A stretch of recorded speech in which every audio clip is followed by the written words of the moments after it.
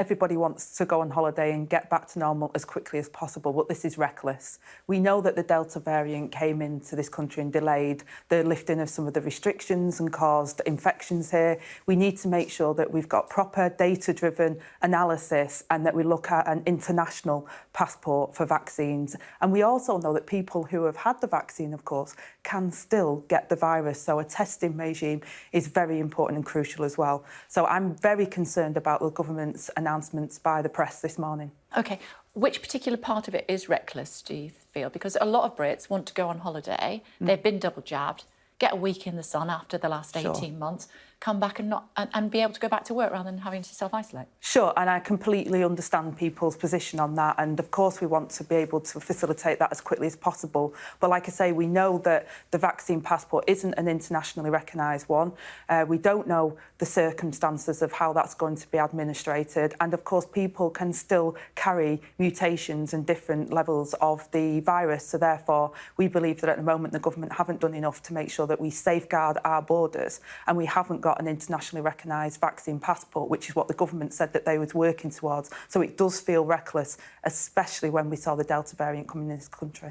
Yeah, but looking at, if you're double jabbed and then the fortnight afterwards, you are according to the latest figures just out today, you're 10 times less likely to die from COVID than you would be if you had not been vaccinated. At some stage, we have to learn to live with this virus. Sure, and the vaccine programme has been a huge success, and, you know, the Oxford trials and everything that we were able to achieve in this country has been amazing. But actually, you can still get the virus, you can still get long COVID, and it's so important that we know where the virus is and whether it mutates or not. So testing is a really important part of that tool. But do you acknowledge that we will have to live with COVID at some stage? We will have to accept that it is within our communities forever? Yeah, and we're already living with the virus at the moment, and that's why a testing regime is really crucial about that, because we know the virus will continue to be prevalent across the UK and globally, but we have to keep an eye on mutations, because the vaccine at the moment has held up against any of the mutations, but we know what that can do to our economy if we do get outbreaks of infections and it causes more problems in the UK. From the 16th of August, that's the date that the government is giving us, data not dates is what they often say, that little phrase. If you've been pinged, if you've come into contact with somebody who's had COVID and you're double jabbed, then you're still going to be able to go to work. Some unions are not happy with that. Yeah, and we believe that actually, you know, we've seen now the virus, we know what the virus is like, we've got more information about that, so that's why testing and ventilation in workplaces and in our schools is really important as well. So we've said that the government needs to follow the medical guidance and the advice and the scientists, and we also need to make sure that that testing regime is there for people, it's free when they need it, and that's a crucial part of dealing with this virus, as well as having those vaccines. So Labour's view is, even after the 16th of August, if workers are not comfortable going into work, they feel anxious about it, then they shouldn't have to.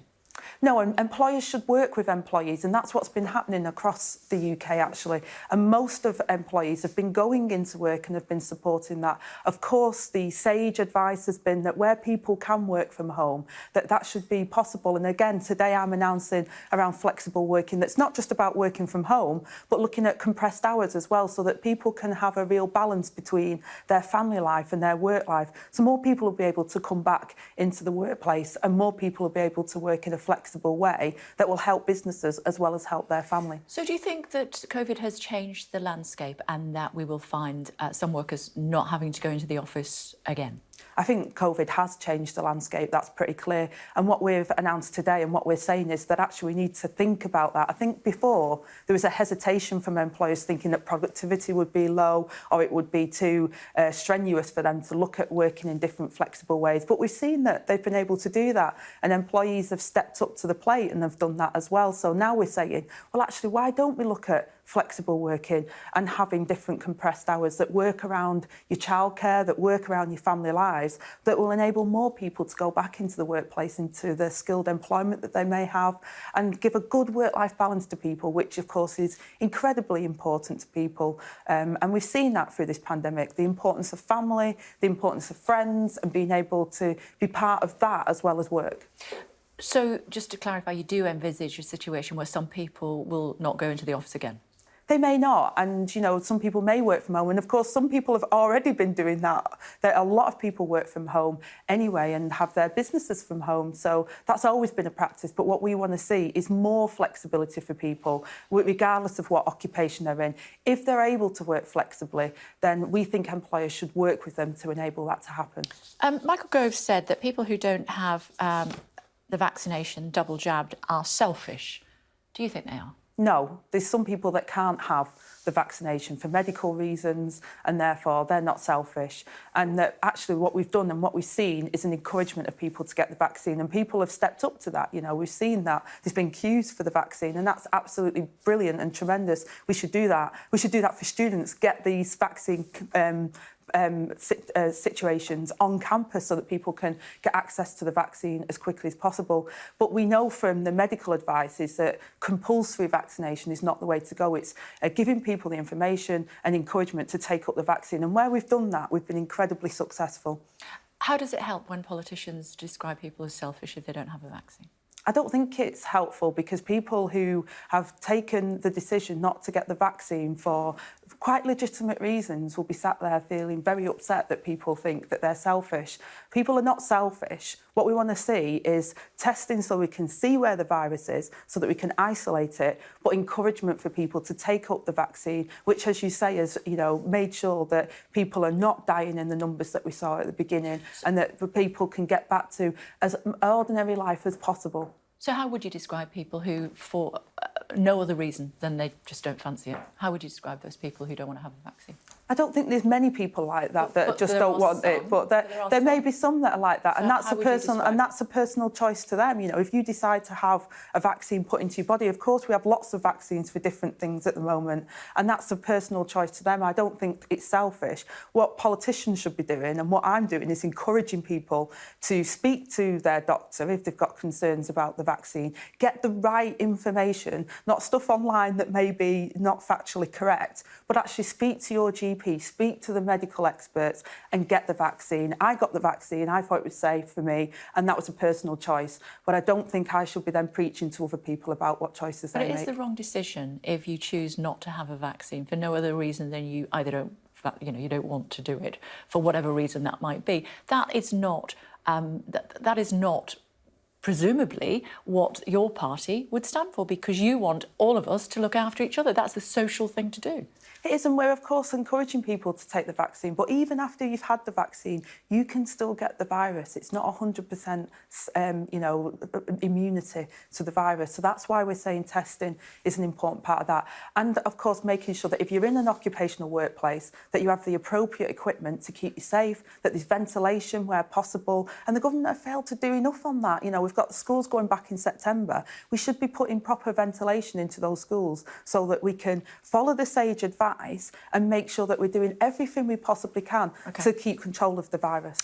What's Labour doing to honour victims of the child sex abuse of care home residents from the 60s to the 90s in Lambeth? It's absolutely appalling that what we've seen in Lambeth over that period, and the children that suffered so badly over that period is absolutely heartbreaking.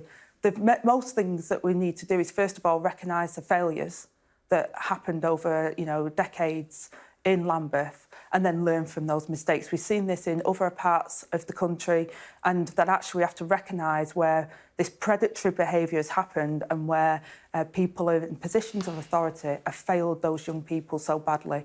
And I feel so strongly about this, because often it's vulnerable people from backgrounds like my own that have been put into situations where they should have been kept safe, and the system has completely failed them. We have to learn the lessons of that, and part of that is recognising where we did things wrong and then making sure that that can never happen again. Before I let you go, Dawn Butler thrown out of the chamber for saying that the Prime Minister was a liar. We had Andy MacDonald on from your party yesterday saying, well, he is a liar. I put that to the Work and Pension Secretary this morning. She said, he's more popular than your leader. Well, I mean, I just think that, you know, Dawn Butler was correct, and it's absolutely ludicrous that if somebody's lied, especially the Prime Minister of this country, that you can't call that out in Parliament. It's our archaic way of doing things in Parliament. But if somebody's lied, I think you should be able to, if you could back that up and show that that person has lied, then we should be able to say that. And Dawn Butler was quite right to say that. Why then do you think he's more popular than your leader? Why do you think he's the Prime Minister? The British people trust him more than they trust your leader.